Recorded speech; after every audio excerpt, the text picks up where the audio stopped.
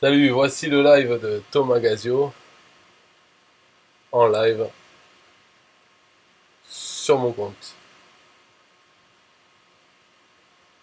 Donc on n'entend pas le son, c'est moi qui vais expliquer ce qu'il raconte. Donc là, il parle des bullet journal, donc il parle de comment organiser ses tâches à faire.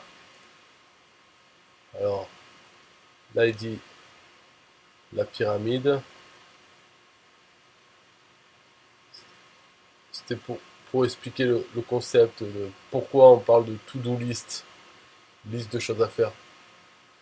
C'est En fait, une to-do list, c'est un job. On se crée un job. Donc quand on est salarié, ça va. Quand le patron te donne des trucs à faire, bon, voilà. Mais quand tu es un entrepreneur, il faut avoir une vision claire des objectifs stratégiques. Et à la fin, des actions clés. Et c'est dedans, dans les actions clés, que tu vas faire le tri dans la to-do list. Il y a sur Internet des outils pour organiser les tâches, comme Trello.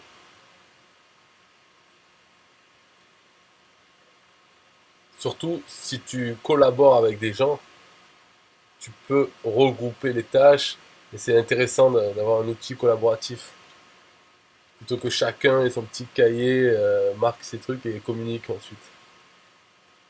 Mais lui, il a quand même un cahier individuel. Pour l'instant, il hésite entre dire bullet journal ou bullshit journal. C'est-à-dire, la connerie ou c'est bien. Donc, il affiche plusieurs outils. Trello, Todoist, Plutio, Asana.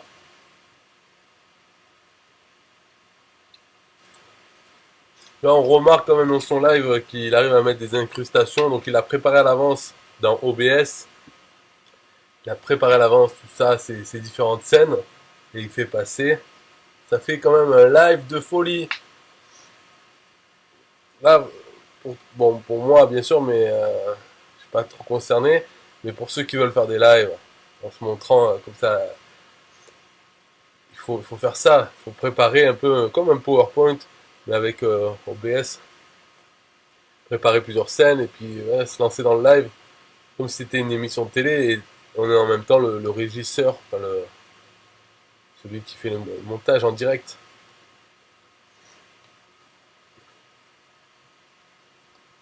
Donc là, il dit que s'il a des projets avec des clients, donc il utilise un de ces outils parce que c'est collaboratif. Mais pour lui-même, il aime pas la dépendance avec un outil informatique. Il aime pas ça. C'est comme ça. Voilà. Il, il a moins besoin de collaborer, donc, donc lui il veut des trucs traditionnels, hein. Donc c'est son approche. Il a constaté que son rapport avec l'outil informatique, si par exemple il veut composer la structure d'une page de vente, voilà, s'il est devant l'ordinateur, il va perdre du temps sur la mise en forme, euh, même avec, euh, même avec le tableau Excel, il va quand même perdre du temps avec la mise en place.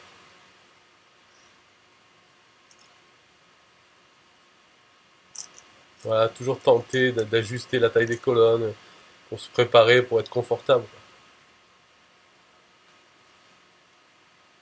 Alors que s'il utilisait un simple cahier, c'est beaucoup plus fluide.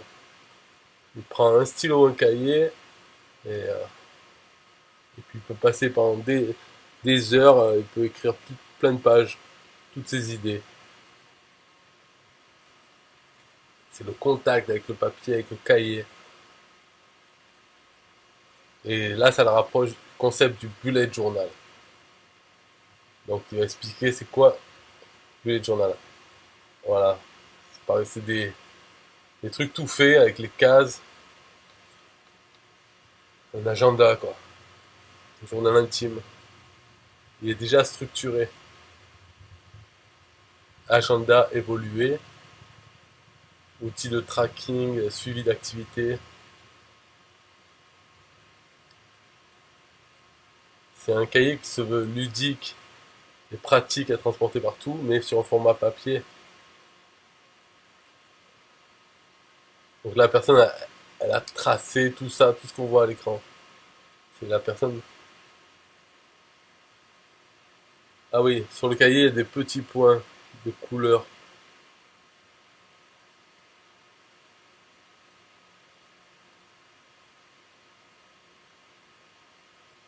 Donc là, elle a dessiné le mois d'avril en écrivant ce qui est important.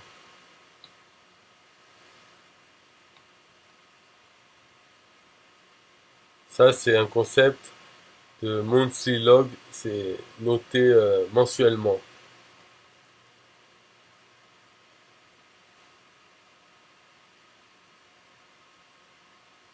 Donc il y a une méthode pour enseigner le bullet journal.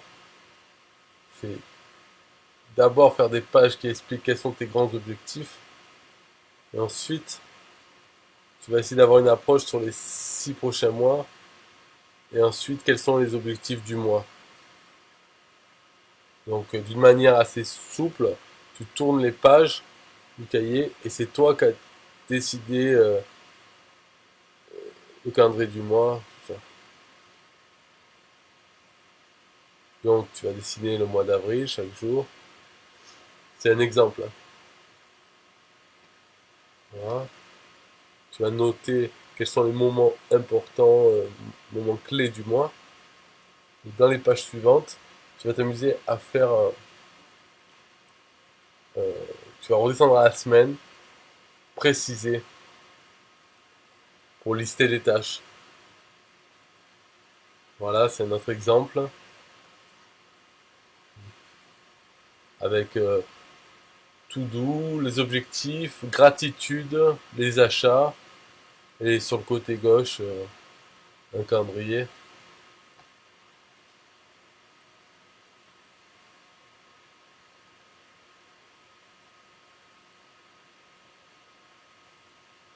Donc sur ce cahier, il y a des petits points qui permettent d'avoir des repères pour faire des choses droites, des petits points très peu visibles et comme ça on peut tracer comme une grille quoi.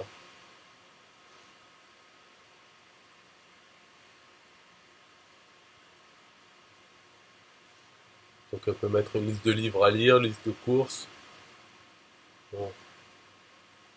Ça c'est le côté un peu noble du bullet journal parce que il y a une liberté à partir d'un journal vierge. Tu peux t'inspirer de tout ce qui peut exister dans les pratiques et tu peux l'adapter pour la meilleure façon à toi pour t'organiser. Et lui, Thomas, il va te montrer son propre bullet journal. Bon, jusque-là, de la présentation de ton live, il a un avis plutôt favorable du bullet journal. Donc, le pire reste à venir. Donc, voilà, ça c'est un exemple de... La personne, elle s'est donné elle-même une codification, voilà, avec des petits icônes. Une tâche, c'est un point. Une croix, c'est ce qui a été fait. Euh, un événement, c'est un rond. Une tâche reportée à plus tard, c'est une flèche. Une étoile, quelque chose d'urgent, etc. Quoi. Voilà, un mail, une enveloppe. Donc, la personne s'est donné des codes. C'est une autre façon de s'organiser. Je vais te montrer d'autres exemples. Par exemple, c'est une personne qui s'est dit tout le mois de janvier, j'écris l'intégralité des jours du mois de janvier sur la partie gauche et sur la partie droite, je vais lister mes to-do list, mes notes et mes objectifs du mois.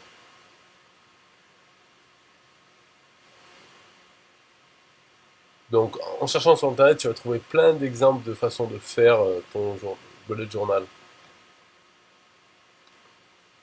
Donc, le bullet journal t'aide à avoir une vision sur le long terme et puis redescendre sur une vision mensuelle et ensuite tu organises tes semaines. Mais le plus important, c'est que tu puisses être libre d'utiliser ton cahier comme tu veux. Et là, il va, Il va aller sur un terrain un peu plus controversé, un terrain qui chatouille. Il va montrer un exemple de journal, bullet journal, qui se disent être pas des bullet journal, mais c'est un cahier où tout est structuré, les cases sont déjà prêtes à remplir et tout. Et on vous fournit ce cahier avec des beaux encadrés, etc. Tout est prêt pour que vous remplissiez. Et avec la méthode et tout. Et d'après Thomas, là, la frontière a été franchie vers ceux qui sont anti-bullet journal.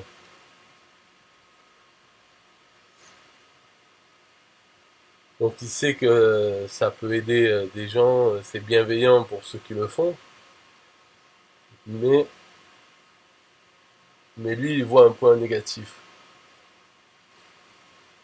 C'est que dans ces journaux, on, a- on est en mode je remplis ma feuille d'impôt.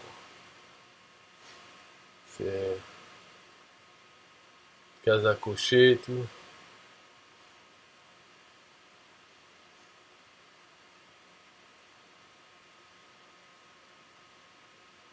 Donc lui, pour lui, il trouve que ça, c'est l'antithèse du, du bullet journal.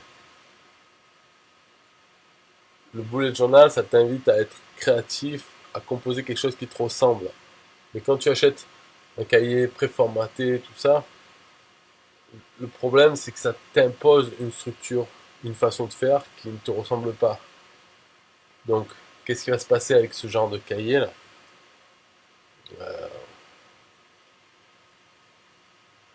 Donc, quand tu le vois, ça paraît joli et tout, avec des beaux dessins, plein de choses bien.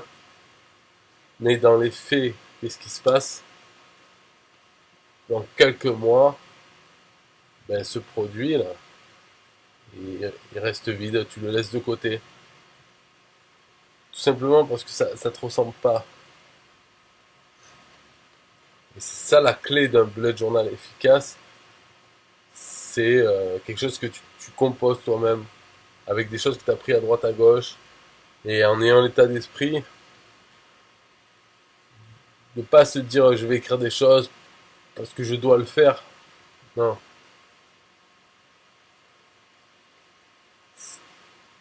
L'idée, c'est plutôt de l'organiser comme tu l'entends. Encore un exemple, voilà, simple.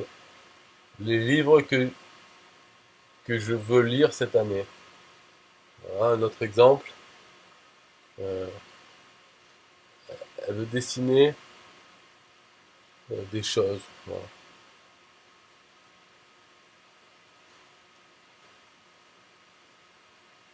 Peut-être d'autres exemples.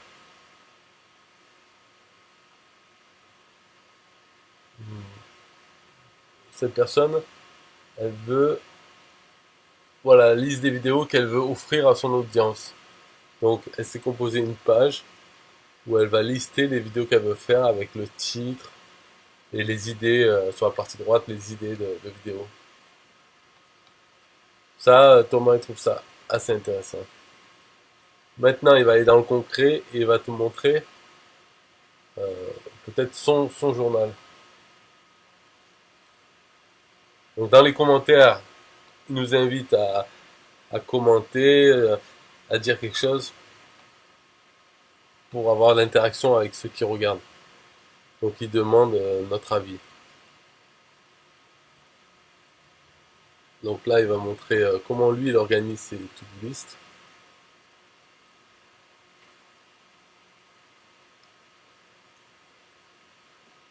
Donc là, il va lancer quoi, une vidéo. Ah, c'est un bug là. Apparemment, ça ne veut pas s'afficher. Ouais, bon. Hop, et là, il dit c'est pas grave, il y a un bug. Et là, il le sort donc en direct. Donc il s'adapte rapidement puisque c'est en live. Donc il va montrer, ça c'est son nouveau bullet journal. et il va montrer par quoi il a commencé. Voilà, il a commencé avec des cahiers à spirale, un petit format, 12 cm sur 17 cm. Voilà, une page toute blanche, spirale. Ça s'abîme au bout d'un moment.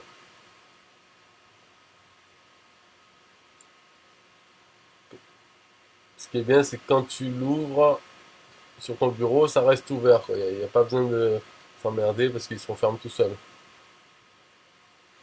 Après, il est passé à un autre format.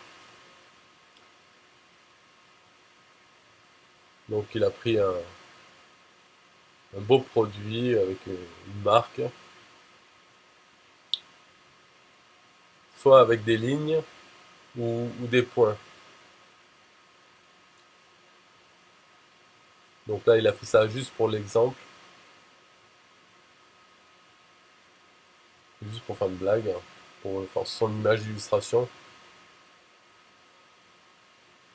13 cm, un peu plus long que l'autre, mais, mais il a encore changé de format parce que quand il est posé, voilà, il s'ouvre.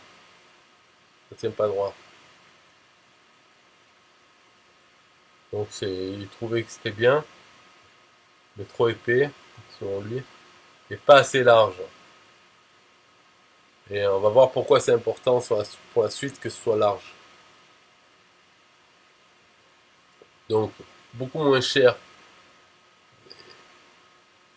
des cahiers, des cahiers, cahiers avec des lignes, 3 cahiers pour le même prix que un de l'autre. Un format beaucoup plus large. Ça, c'est une feuille A5 pliée en deux. Voilà, c'est un peu plus petit que le format A4. A5.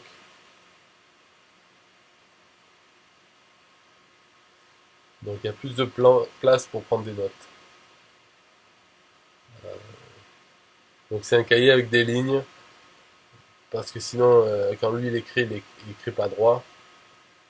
Donc, il préfère avec des lignes.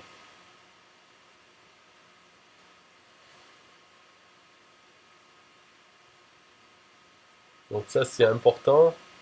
Pour faire ses to-do list,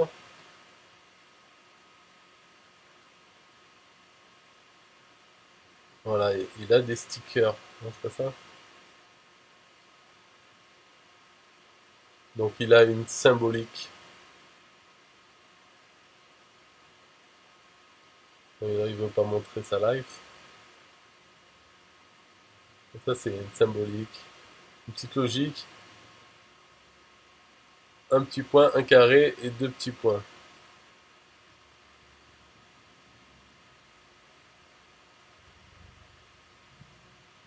Si, si c'est urgent, il met un point, point noir. Le petit carré est divisé en 4, donc ça veut dire qu'il a réalisé 25% de son action. Et les deux points, c'est pour l'importance de cette action. Donc ça, c'est l'urgence, le premier point. Et deux petits points pour dire l'importance. Et le carré, c'est découpé en 4, c'est pour dire à quel pourcent elle est finie ou pas. Voilà.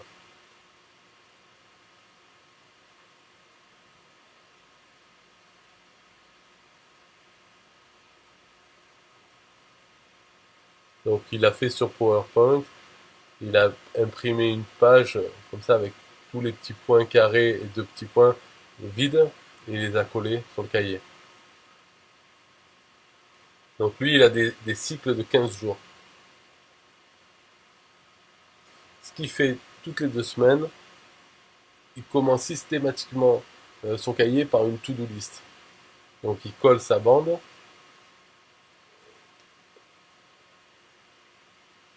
et il part du principe que sa to-do list doit prendre le recto verso maximum.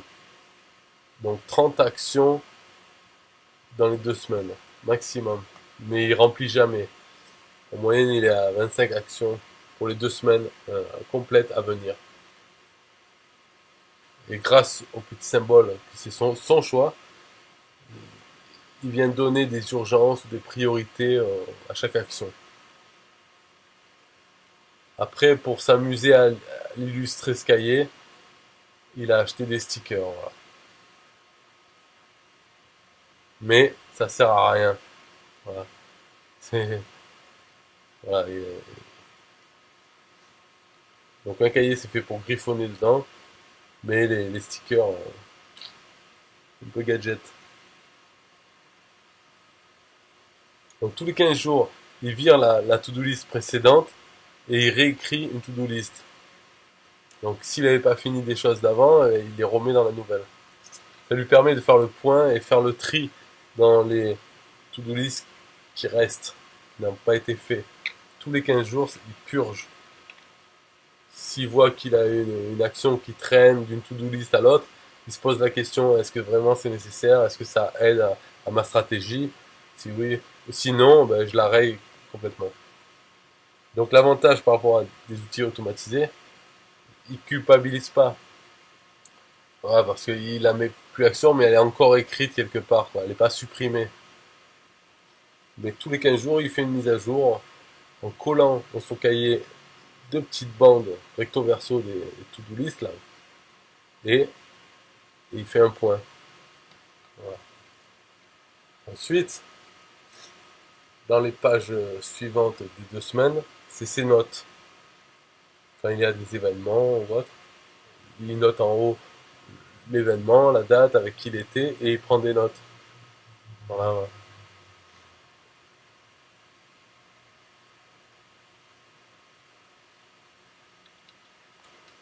Ou même quand c'est une conférence en ligne, hein, il prend des notes.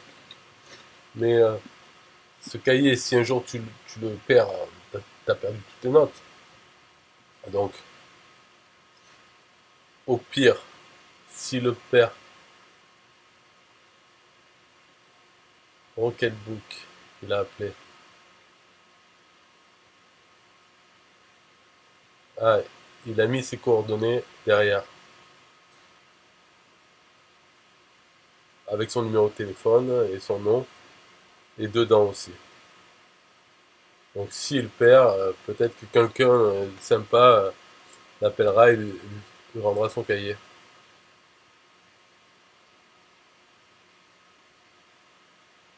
Dans le pire des cas, il aura perdu que sa to-do list des 2 dernières semaines, quoi.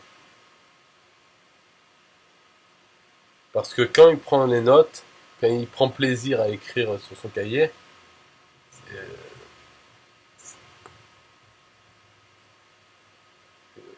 peut entourer, donc des stylos qui écrivent bien, stylo noir, stylo bic, un stylo feutre, pour faire des choses plus importantes. Lui, déconseille, il déconseille les stylos à friction qu'on peut effacer là. Donc lui, il trouve que c'est la connerie, parce qu'ils écrivent mal. Il n'y a pas la même adhérence au papier. Et en plus, il trouve ça con de se dire que, que quand on écrit sur un cahier, c'est fait, on va peut-être l'effacer après.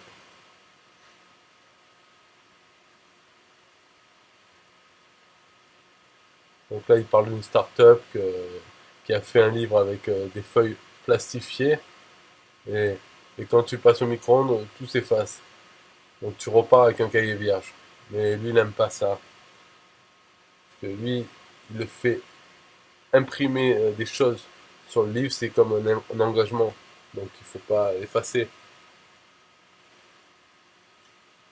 Donc il n'aime pas cette idée. Donc lui, il est content d'avoir d'autres cahiers comme ça et que quand il aura fini celui-là, ben, il pourra l'archiver et il pourra retrouver un jour souvenir de ses débuts d'entrepreneur.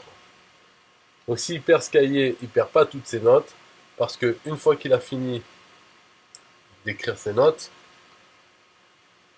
Et ben il les scanne avec son téléphone mobile portable. Il utilise l'application Scanner pour moi. Donc il aime bien ce format parce que c'est un bon format pour être scanné.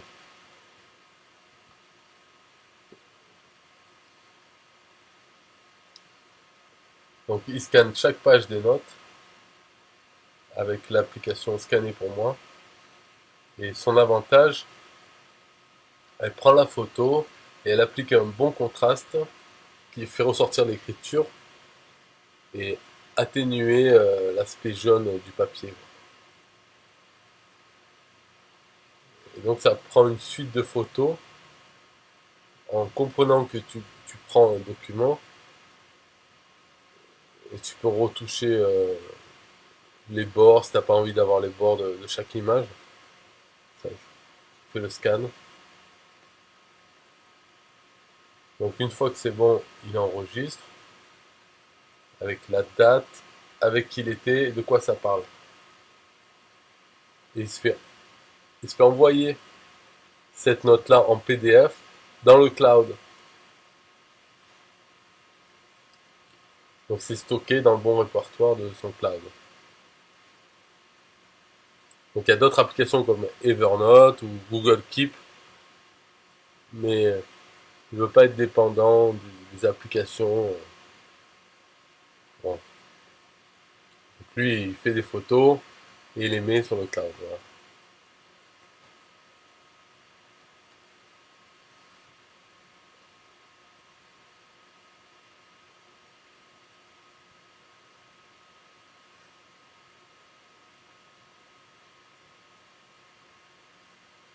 Oui, alors là, il parle du téléphone mobile. Dans son agenda, il met ses rendez-vous.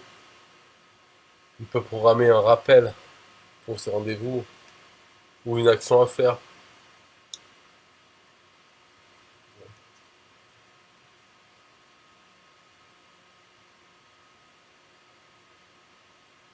Ensuite, quand tu vois quelque chose d'intéressant sur Internet, quand tu te dis, bon, il faut que je le garde pour ma veille technologique, il faut garder cette information.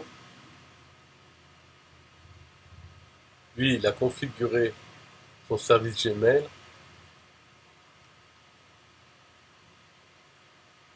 Donc lui, il n'a pas qu'une seule adresse Gmail. Pour la même boîte aux lettres, il a plusieurs adresses email.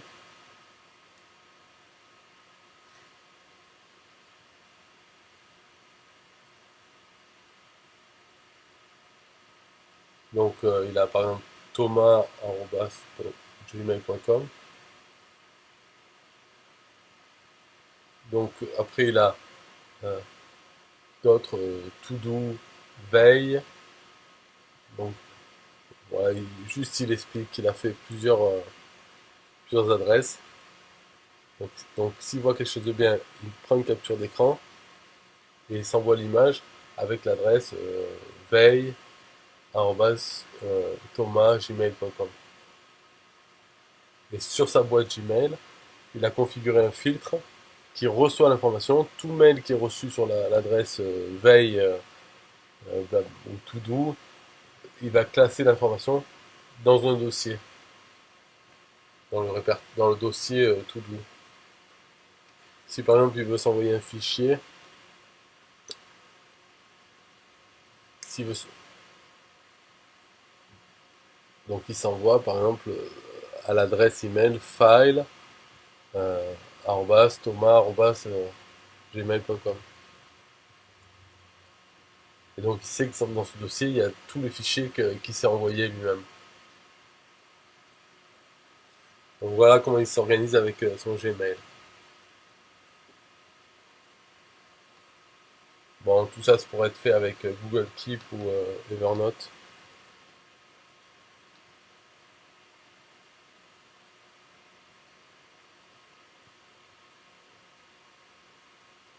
Donc là, il repart sur son cahier. Il explique voilà, tout ce qu'il vient d'expliquer avant. Voilà, et dans son cahier,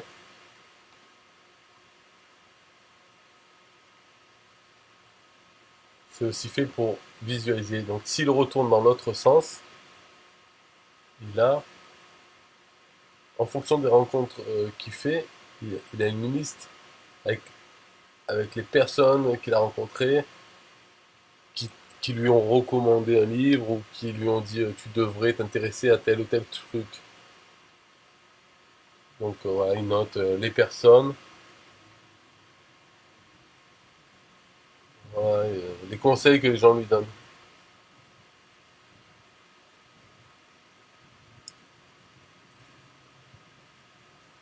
C'est une liste d'outils, de livres ou d'auteurs.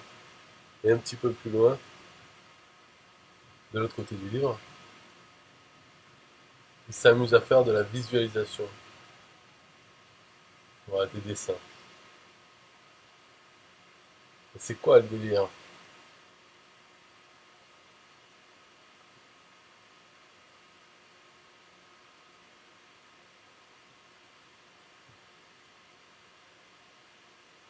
Ah, il dit ça, on va en reparler dans un an. Il veut pas dire c'est quoi.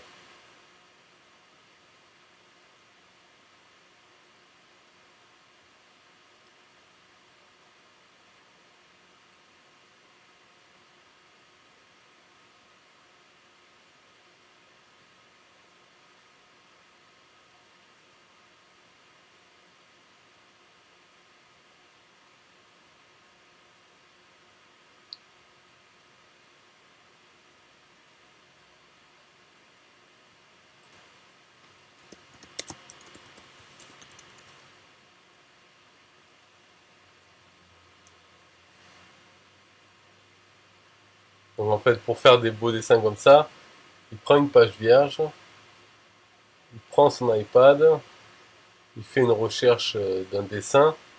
Là, il a cherché super-héros dessin. Donc il a l'image d'un super-héros. Il met son iPad là, il met la feuille et il a décalqué à peu près la silhouette du super-héros. Et après, il est venu améliorer un peu les dessins.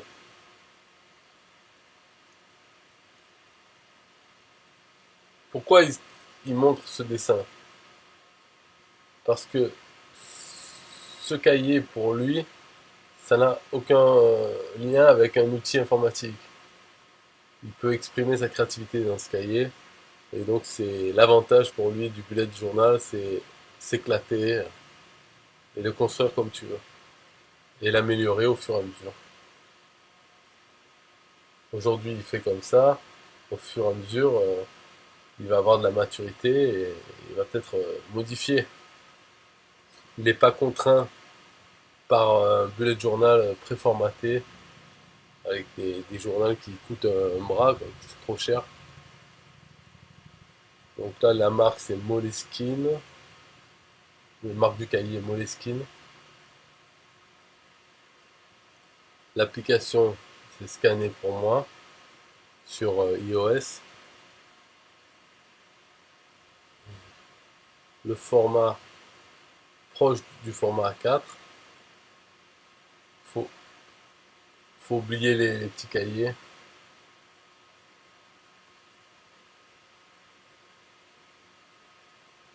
Et pour scanner, c'est pas évident. Encore plus petit, c'est pas top.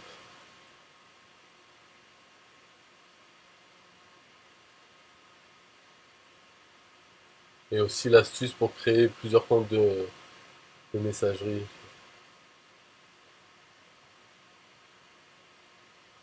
Donc il y a beaucoup de gens qui pourraient dire de le faire dans Evernote. Peut-être qu'il le fera plus tard, mais pour l'instant, il ne veut pas se forcer, quoi.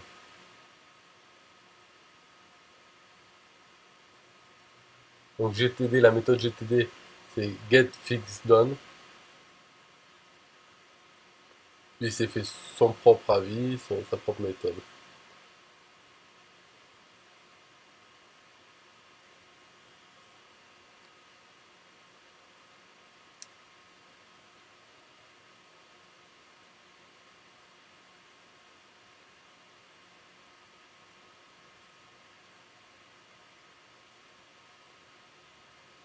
Donc là, il va arrêter. Il espère que ça vous a apporté quelque chose sur le bullet journal. Et un dernier point, je voulais parler, est-ce qu'il faut faire une to-do list ou pas? Il ne faut pas être esclave de sa to-do list, et c'est pour ça que lui, tous les 15 jours, il fait table rase et il en écrit une nouvelle avec peut-être des éléments qu'il va reprendre dans la nouvelle, en changeant peut-être la priorité de chacune. Mais il faut surtout ne pas être esclave de sa to-do list. Pour ça que, de temps en temps, il regarde un dessin inspirant ou une citation inspirante, voir ses objectifs, ses stratégies et, euh, et pouvoir faire un tri, être violent sur la to-do list pour écarter des choses qui n'ont pas de rapport avec le faire entrer du chiffre dans le business ou accomplir ses stratégies. Voilà. Donc il faut euh, pas avoir de remords ou enfin de il faut pas hésiter à virer des tâches de sa to-do list. Et de toute façon, comme elles sont dans le journal, elles sont toujours là, même un mois après, tu peux toujours retourner dans les anciennes et remettre dans ta prochaine to-do list.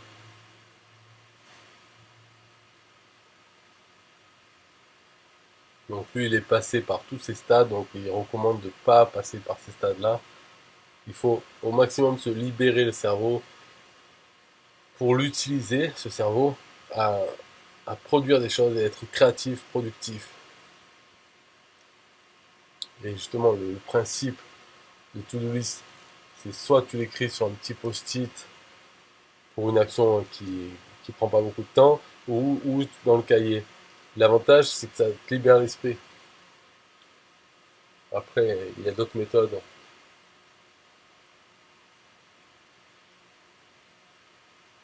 Comment déléguer, comment planifier ses tâches, ou la méthode Pomodo pour se donner 30 minutes pour avancer à fond sur une action. Bon, il y a d'autres méthodes, ouais, de productivité. Peut-être dans d'autres lives, mais là, il a donné ses méthodes sur comment lui s'organise, et il espère que ça a été utile pour toi. Et là, il demande qu'on pose des commentaires sur comment nous on s'organise. Donc moi, est-ce que je vais répondre? Franchement, organisation bidon, hein. Voilà, là il dit bye bye. Voilà, c'est la fin du live.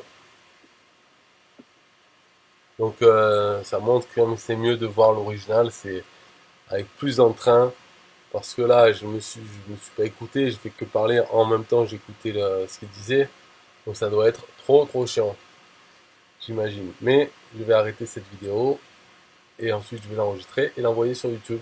Comme ça elle y sera.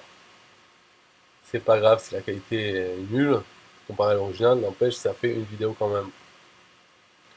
Au revoir, bye bye.